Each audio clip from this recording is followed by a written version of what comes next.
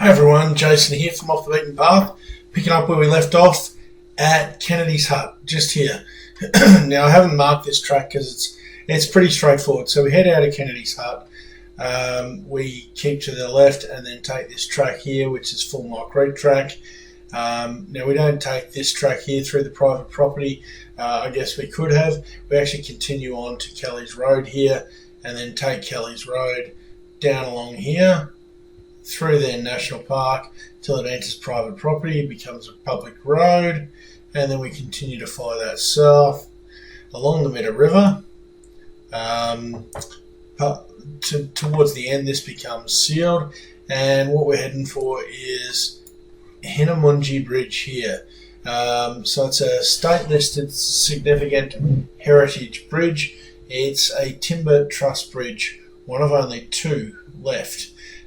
So I was keen to check this out. This was on the list actually for the April trip. I think the other guys did actually get here. I didn't get here. Never been here before, so I was keen to check it out. So that's the first part of this trip. Now the second part I'm going to sort of skip over to. It's up near Dinner Plain.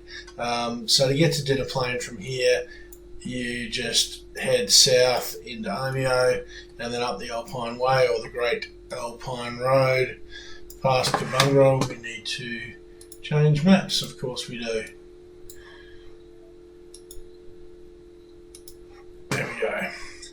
And you continue up the Great Alpine Road here to Dinner Plain, which is not far from Hotham Heights.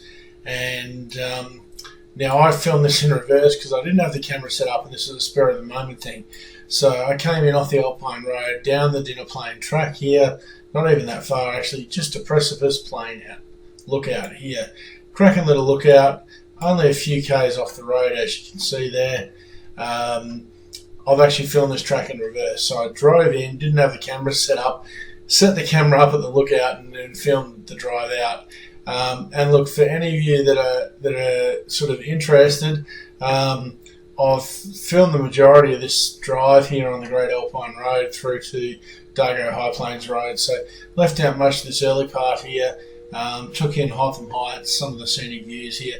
So look, that's about the last 8 minutes of the video. So if you don't want to watch that, feel free guys. I've just put it in there for those that maybe have never been up to Hotham and want to see what it's like, and look, some cracking sunset views to be had there. So without any further ado guys, let's get into the video. Hey everyone, Jason here from Off the Beaten Path, and we're picking up where we left off, leaving Kennedy's Hut and the Mitta River.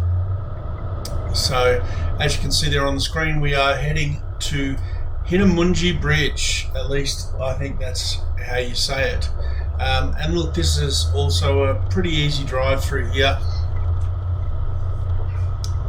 Just following the track out, different to the way we came in, basically driving this as a bit of a loop. You can see they've been through here, probably spraying as well to keep the undergrowth down. A little bit of a bridge here across this channel.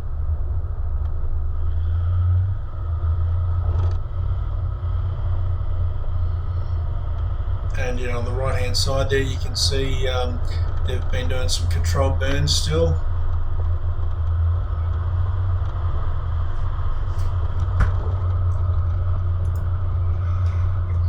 But yeah, nothing too difficult about this track, and that's what makes this whole drive a really nice drive. You can see there a bit of a clay base and some erosion sort of starting to form, but yeah, nothing to be concerned about at the moment, that's for sure.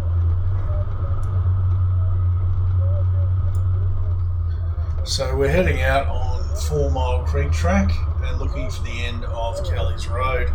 Again, some sort of water-based erosion there on that little steeper section of track, but most of it is really pretty easy going. Likewise, you can see this has been soft through here at different times. Some ruts sort of starting to develop, probably from traffic coming the other way when the track is a little softer. Yeah, just pulled up there just to have a look. I wasn't too sure how deep those ruts actually were. but we've been able to span those anyway and hold that line.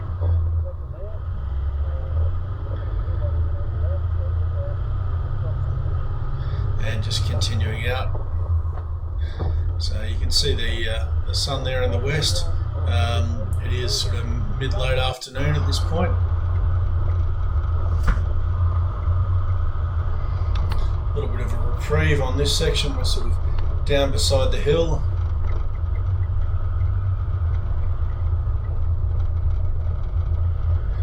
But you can see it's a well-made sort of dirt track. You could drive this in a two-wheel drive vehicle.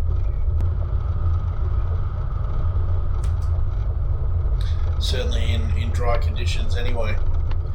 Might be a little bit different when it's wet, but this track is also seasonally closed, so Kennedy's Hut you can only get to when the seasonally closed tracks are open, which is of course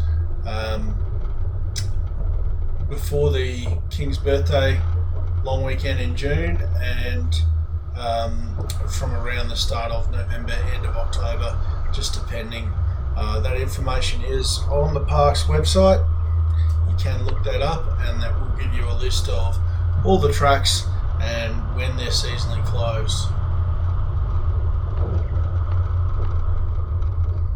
Closure dates do vary slightly for some of them by about 2 weeks, so you've got to watch out for that. You have a look and you go, oh yeah, all the tracks reopen on this date. Well, maybe not all of them. Some of them actually will be 2 weeks later. So if you're travelling that 2 weeks, you can get caught out. Again, some defined wheel tracks here. Obviously this track gets a bit of traffic, but no ruts or anything. Nice drive with a bit of a view off to the right. Not that the GoPro is sort of doing that justice.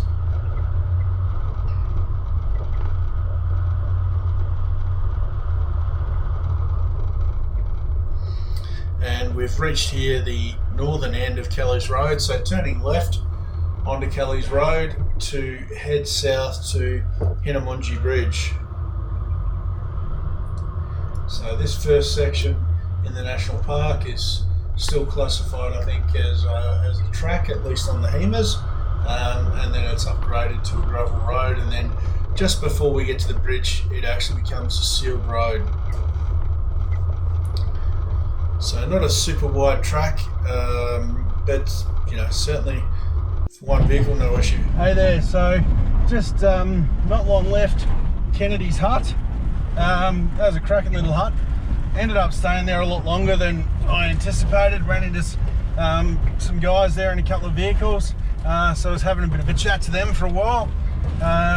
Good blokes, and they were heading up to Wombat Post Office Hut and Quart Pot Hut, where I'd just sort of come from. So so anyway, I had been thinking about heading to the Blue Duck Inn maybe for lunch, but at Angler's Rest there, but I don't think that's going to happen. It's 1:20, and I don't like my chances of getting there. I don't even know if they're actually open at the moment. Anyway, so we're pushing on now to the Hinnomunjie, and I'm sure that's not how you say it, but the Hinnomunjie Bridge, which is a cool bridge. The last of the hand rough-sawn wooden bridges still standing, I believe. It's a bit interesting.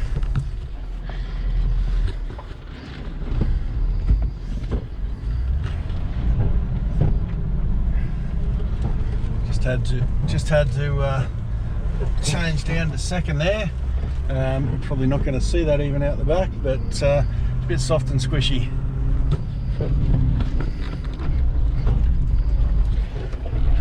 Probably noticing too, the patch collection is growing. We've got a fair few patches up there now, so I'm really happy with how it looks. So we'll gradually acquire more patches and see how much of the roof of the 76 we can get covered in patches. So anyway, we'll keep pushing on. It's not that far down to Hinnomunjie Bridge, and we'll go from there.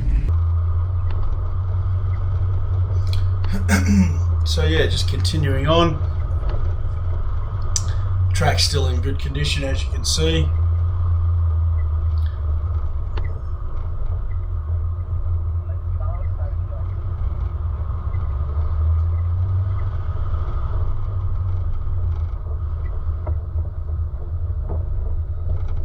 And certainly we're able to make pretty good time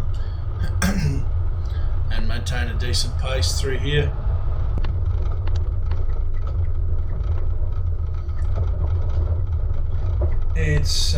It's about 4 kilometres of this section of the track before you come to the gate, which is the boundary between the national park and private property. You will see that soon.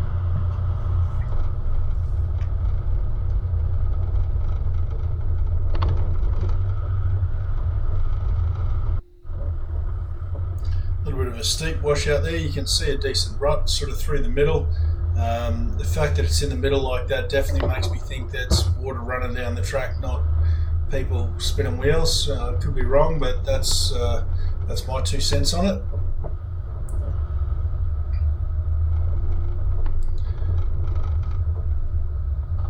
They've certainly built these humps big enough to make sure you slow down, that's for sure, but also I guess to divert water off the track. So little streamlet here, barely enough to get the tyres wet. I wouldn't even stretch it and call that a river crossing, maybe a puddle crossing. A nice long steady climb out of here. Again, a little bit of surface erosion, but the track's in good nick, and you know, it's just a comfortable Sunday afternoon drive. I might have even been doing this on the Sunday on the June long weekend. That I can't remember for sure. And yeah, we've just come to the end of that 4K section, and this is the boundary between the national park and the private land. So there's a cattle grate here, but the gate is shut, so obviously always leave the gates the way you find them. So if they're shut when you come to them, leave them shut. If the farmers have got them open, leave them open.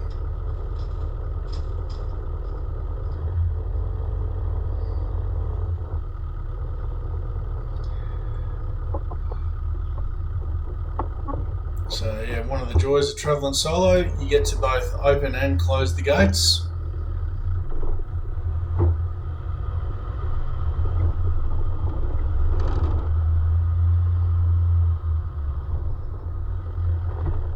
So yeah, quick stop there to get back out and close the gate behind me, and then pushing on, continuing south.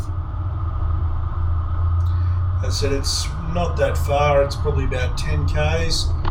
Down to Hinnomunjie Bridge from here, and that's on a pretty decently made road, so it's not going to take us too long at all to get there.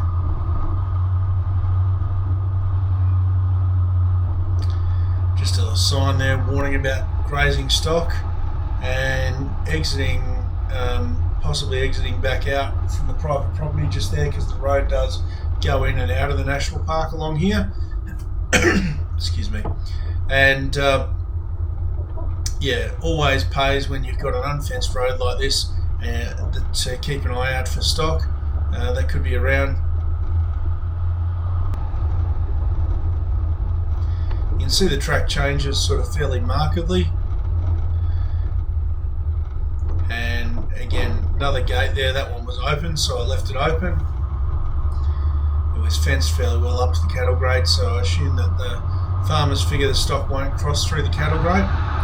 And now we're really onto that section of road. You can see we're making really quite good time.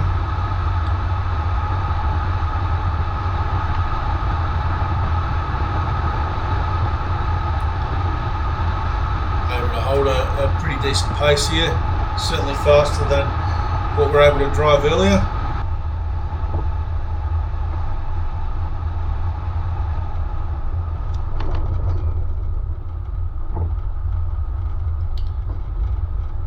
And yeah, this section is gravel, I think. I don't think it's actually bitumen here.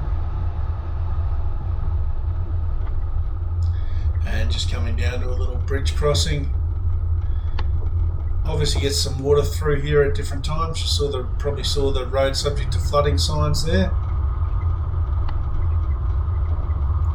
Certainly a long way from being flooded at this time, and once again you can see they've done those controlled burns on the right hand side to remove some of the fuel from the undergrowth.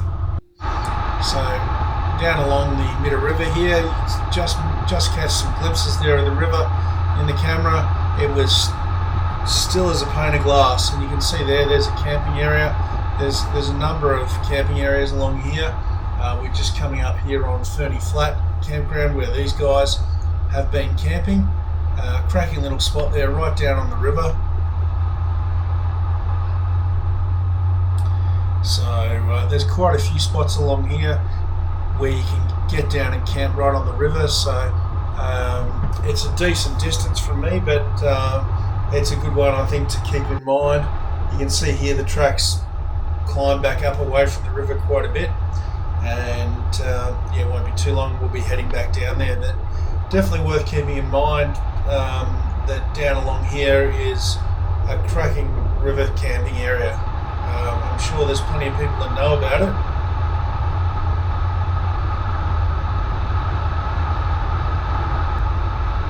And I think popular times like the Australia Day long weekend and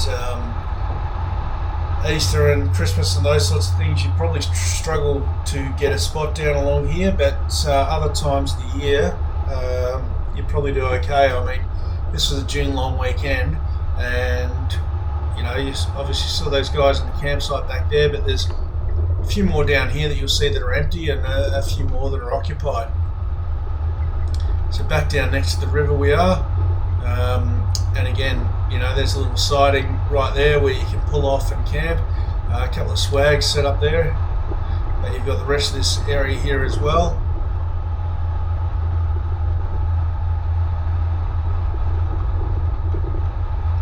And you can see up here there's a van just pulled over and camping in that little spot there. There's a good couple of them along here.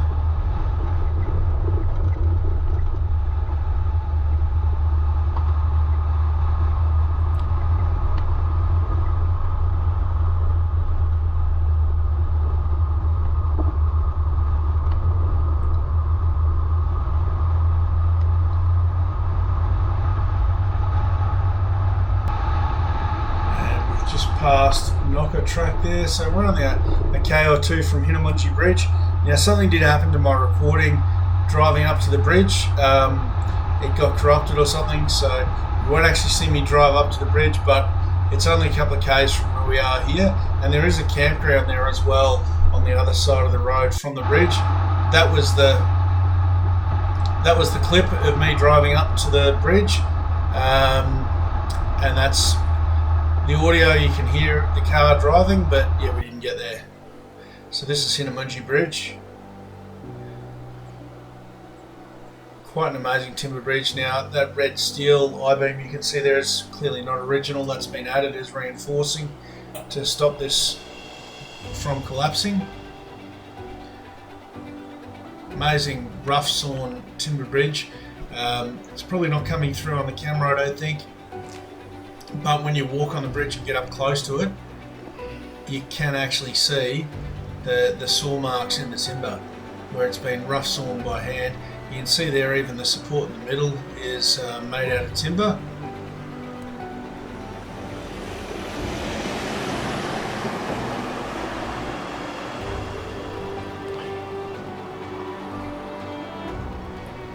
And a little bit of yellow moss sort of starting to grow on the timber. But just an amazing piece of carpentry.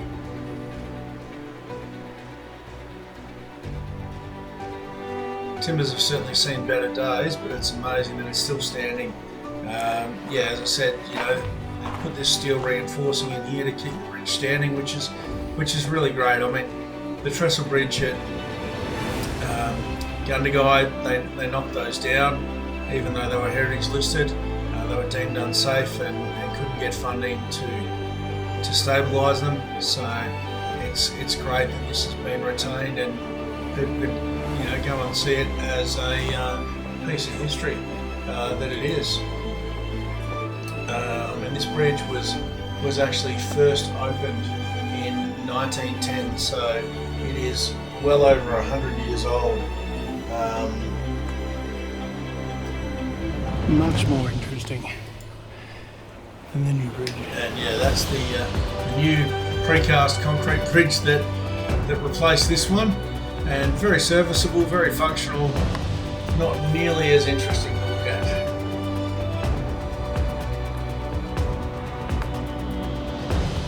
And so this bridge connected the Knocker track with we're up tin here and gold on mines in Glen Precipice. Willis. Look out, Precipice outlook. As you can see, a little muddy getting here, but it is one of the fantastic views in the high country.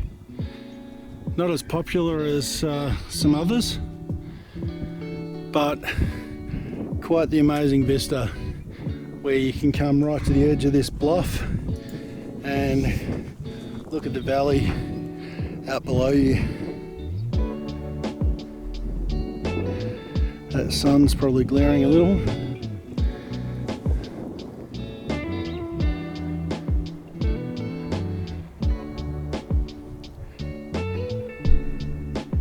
There's a river down the bottom of this valley. There's a waterfall you can walk down to. So yeah, this is about a 15-minute drive off the main highway just near Dinner Plain. I didn't film the way in, I didn't have the GoPro set up, but I will film the exit. Running road pressures because I aired back up at Omeo. Wasn't going to drive all the way up here from Omeo at low tyre pressures, and this is such a short track I couldn't be bothered airing down. Definitely should in the current conditions. It's soft and muddy, but if you choose your line it's okay. It's just a bit bouncy. Assuming we get out as easy as we got in. Anyway, we can't stay long. I think it's pushing on to 3:30, something like that.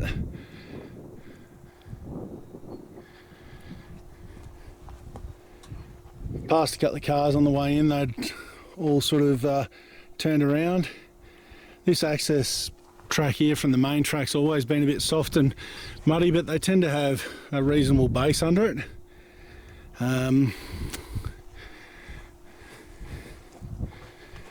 Anyway, let's find our way out.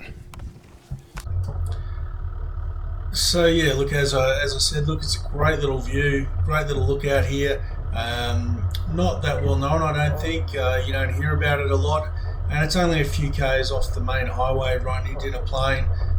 You know, if you happen to be staying at Dinner Plain and you were so inclined, you could probably hike down here. Personally, I choose to drive. As I said, this access track off the main Dinner Plain track has always been muddy, but this whole bluff is largely rock, I think, so it's not like you get any deep bog holes or anything. It's just slippery black dirt that is perpetually wet for some reason. So I don't know, maybe there's a spring up here or something.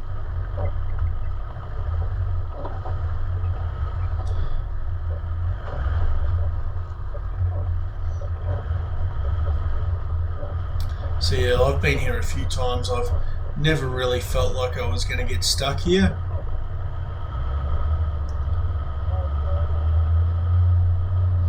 And one thing with the Dinner Plain track is, much as I say it doesn't seem that popular, you don't hear about it.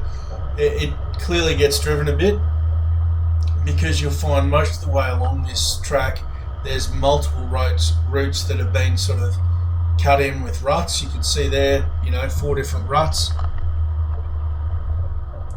So most of the way along, that's the case. So we're just pulling back onto the main track now and looking to head north back to the Great Alpine Way.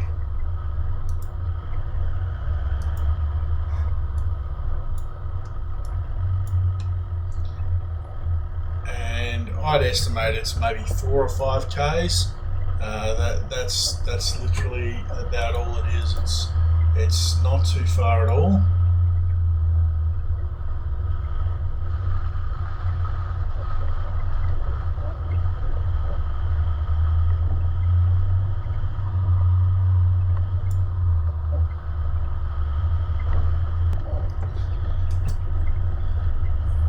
And it is a pretty gravelly track, and as I said, can be a little bit rough at times. Certainly drivable on road pressures if you want to just duck in and out really quickly, but you get a much better ride if you drop a few PSI out of your tyres, that's for sure.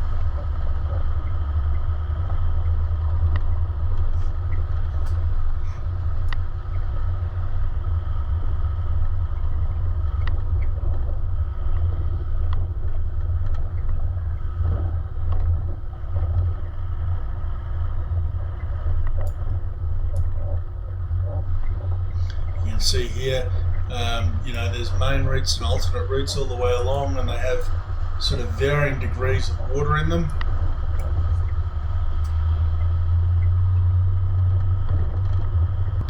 It's you know, sometimes hard to know what the best route is, but generally trying to stick to the main track is often the best way to go.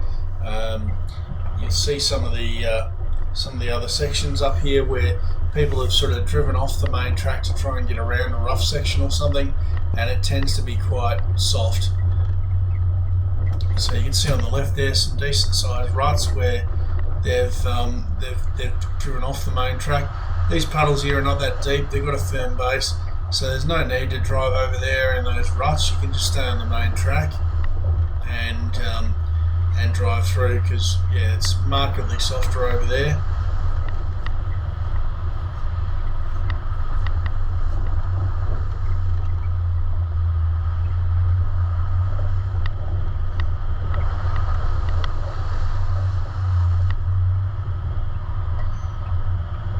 So, and again, this is a track that is seasonally closed.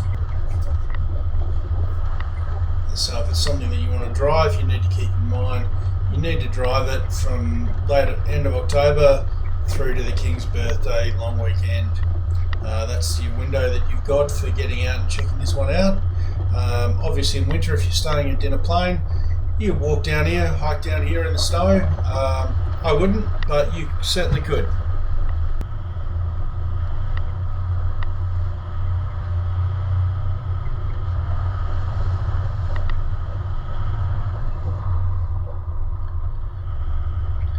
Yeah, it was a bit of a challenge heading back with the sun pretty low in the sky, but sometimes like now I was a little bit lucky in that the trees did a decent job of sort of shielding the eyes from that snow, from that sun.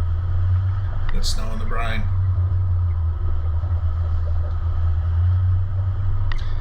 But as you can see, look, I don't consider this a difficult drive. Yes, it's nearly always wet, it's nearly always a little bit muddy, but it's never been what I would consider a difficult drive. So the fact that it looks a bit wet, muddy and slippery, don't let that put you off. Just crossing through a cattle grate there, one of the property boundaries. Really nice view up ahead. The sun's making that hard to see, but just reminds you that you are actually up at a fair elevation here. And yeah, that sun's definitely making that hard. We'll cut to another shot. And as you can see, we're making pretty steady time, just wending our way down through the trees, following the line of the track.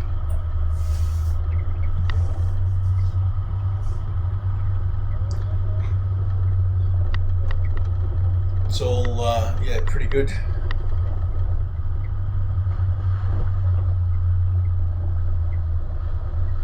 Once again, you can see there an alternate track off to the left.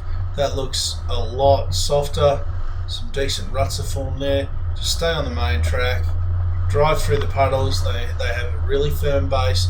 There's no need to pull off on the sides like that. And yeah, generally from what I've seen, that pulling off on the side is softer, because this track's been here a while and it's got a pretty well compacted base. So I think these guys are parked up here and maybe walk down to the waterfall.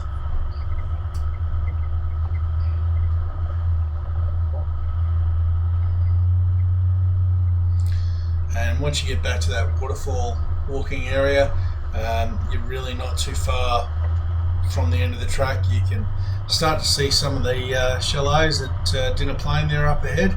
and the track comes in the back of Dinner Plain and then just works its way down the western side of the Dinner Plain village.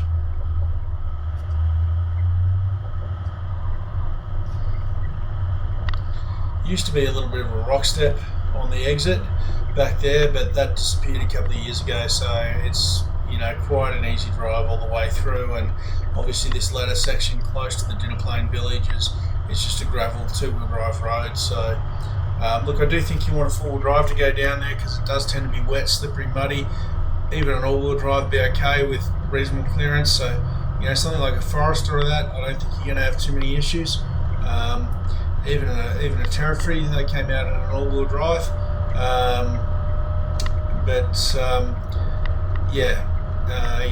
It's a pretty easy drive, and you can see here, just getting back to the Great Alpine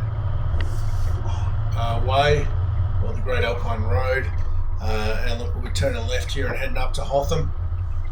As I said in the map intro, guys, you know, if you've watched this far, thanks for watching this far. Thanks for supporting the channel. Please like and subscribe and leave some comments down below. I always enjoy responding to comments and questions. Up to you whether you want to continue watching the last 8 minutes here. Pretty much just some footage of Hotham village and some sort of scenic views as you drive through the village, mostly for people who have just never been up there. So yeah, this is sort of the start of the Hotham village. You can see some of the ski lifts there.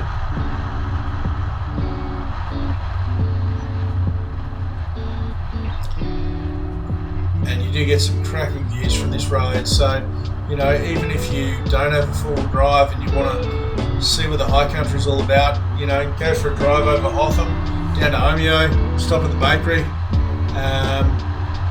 and come back. You get some cracking views from the Great Alpine Road. You get a bit of a sense here as we're driving through too, just how big the village is at Hotham Heights. Cracking views off to the right hand side there.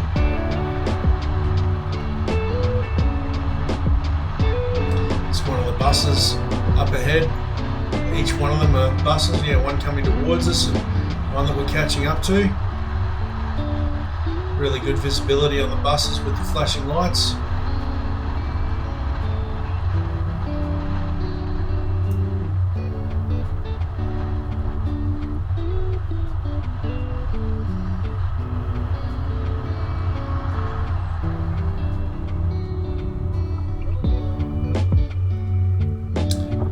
Not sure exactly how he ended up across the road like that, but all good.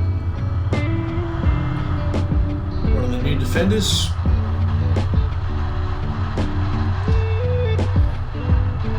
Wouldn't probably own one, but they're a nice looking car.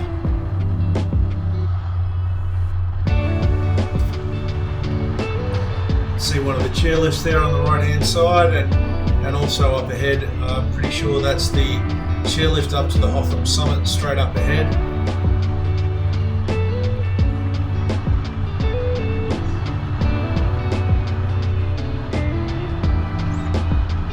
And from here, that's pretty much the end of the Hotham Heights village, if my memory serves me correctly. And yeah, the ski run here actually goes straight over this tunnel. So yeah, you literally have skiers skiing straight over the top of you when you drive through here in winter. And there's the chairlift going back up to the summit. And some other chairlifts over there on the right hand side.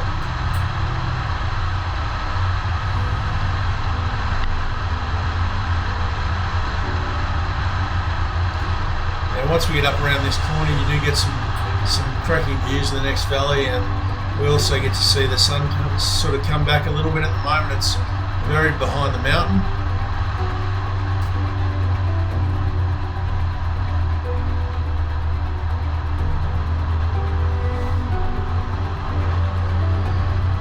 You can see too, as we're going up in altitude, all of a sudden we've hit the cloud layer, and visibility is sort of dropping. And it's one of those things in the high country, anyone that's spent a bit of time there will tell you this can just happen like that. We had blue skies, clear skies, and then we've gone up in altitude, and then all of a sudden we're driving in the clouds and your visibility is reduced. So we're heading down the other side now, and already you can see as we're dropping out of that altitude, the cloud layer is seeming to lift, but obviously it's the fact that we're descending, and visibility has instantly improved. And it just goes to show how close we are to that cloud layer there, but you know, getting some tracking views there across the valley with the setting sun sort of lighting those peaks up. But this GoPro's not doing that justice, and obviously out the driver's window there I had a great view, and this section of road here is really fun to drive. Nice couple of twisties, and you've got a view of the entire road up ahead of you as it snakes across from one mountain to the next. So look guys, I'm going to leave it there. I hope you enjoyed this video. Like it if you like it. Leave a comment down below. I will catch you in the next video, and let me know if you actually watched the end. I'm curious. And yes, I'm using a fair bit of the road there, but that's because I can see ahead, and it's less of a sharp turn to do that. So anyway, I am going to leave it there guys, and I'll catch you in the next video. Thanks.